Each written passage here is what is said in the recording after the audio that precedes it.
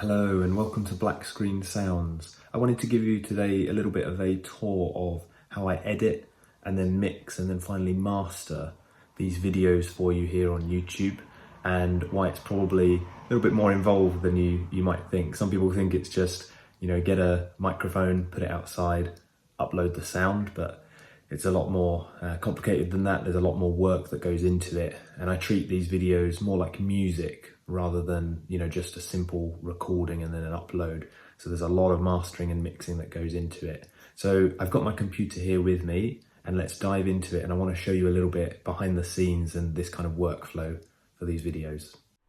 So first of all, because all of the sounds on this channel are from my own original recordings that I capture on location, this stage is all about editing the sounds and removing any unwanted noise.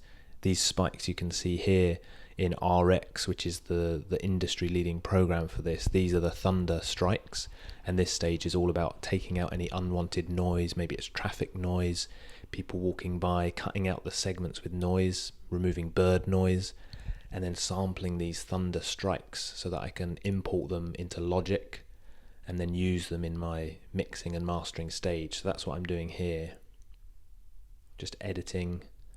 And now into Logic, you can see I'm just starting to edit this layer of rain here at the top, just making it sound with some EQ exactly how I want. And you can see all these tracks there. Those are my recordings I've captured over the years, hundreds and hundreds of layers of rain and thunder that I've got. So here I'm trying to select a couple of different layers and blend them together to make a really immersive rain track. So you can see that there, just adjusting the levels. And this is where there's a huge amount of work with mixing here and using EQ, different plugins, different images, making the width exactly how I want, making it really immersive so that when you listen, it's really surrounding and relaxing for you to listen to. So a huge amount of work goes into this stage. The recording and going on location takes a long time and lots of different attempts to record the sound. But this stage of mixing takes typically about a week just to mix and master one of these tracks.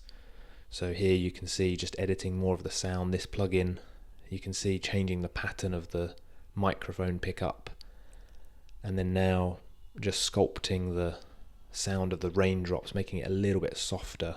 Sometimes if the raindrops are a little bit hard, it can be not quite relaxing to listen to when you sleep. So just softening those drops a little bit, making it more soothing, less aggressive, so that you can relax with them. And there you can see there's two layers now put together, and just changing the EQ, and then finally adding this third layer of rain. For this one I want to hear the dripping, so adding a high pass filter there and then a low pass filter, just really making that dripping prominent with a little bit of shaping here as well. So as you can see, a huge amount of work that goes into this, and this is why I treat this more like music rather than just taking a recording and then uploading it. So I really treat this like editing and mixing my own music track and treating it like that.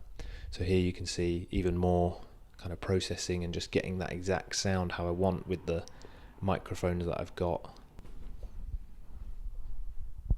And now you can see the thunder, all these tracks here under that thunder folder.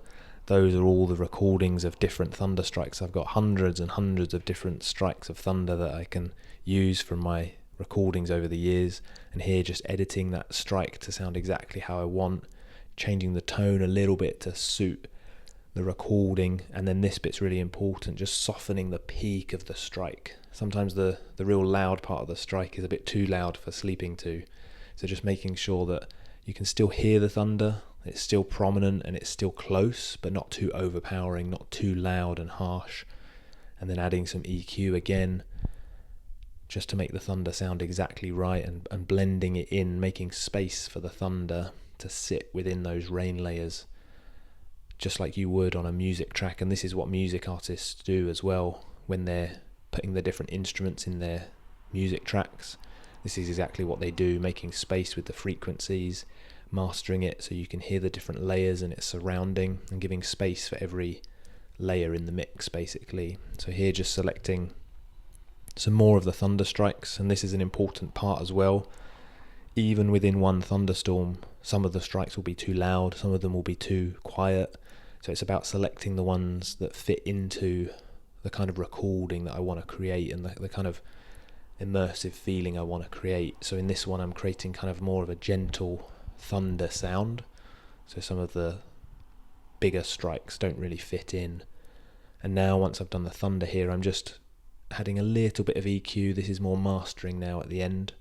And finally taking those audio layers, here you can see, and putting them into Final Cut Pro just to export them. And you can see the little title there. That's the signature title for the channel. And that's the whole process really. So now I'll show you the unprocessed, unmastered version here.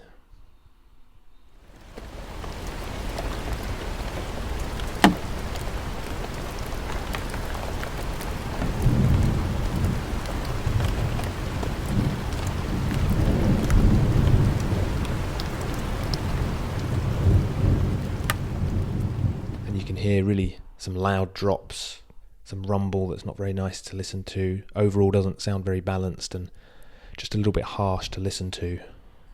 And now the mixed and mastered version after about a week of work.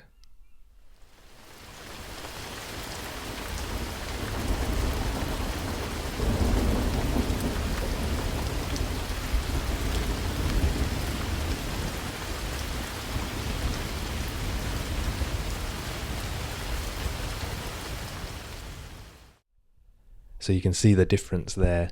You can hear how much more immersive it is, how much wider the rain sounds, and it feels like it's surrounding you, and how the thunder sits really nicely. Everything's got its space, everything's balanced, and hopefully it's really a lot more immersive, and it's worth putting all that work in to really make the track as good as I can for you guys. So I hope that was a useful video to see and just to learn a little bit more about the production workflow.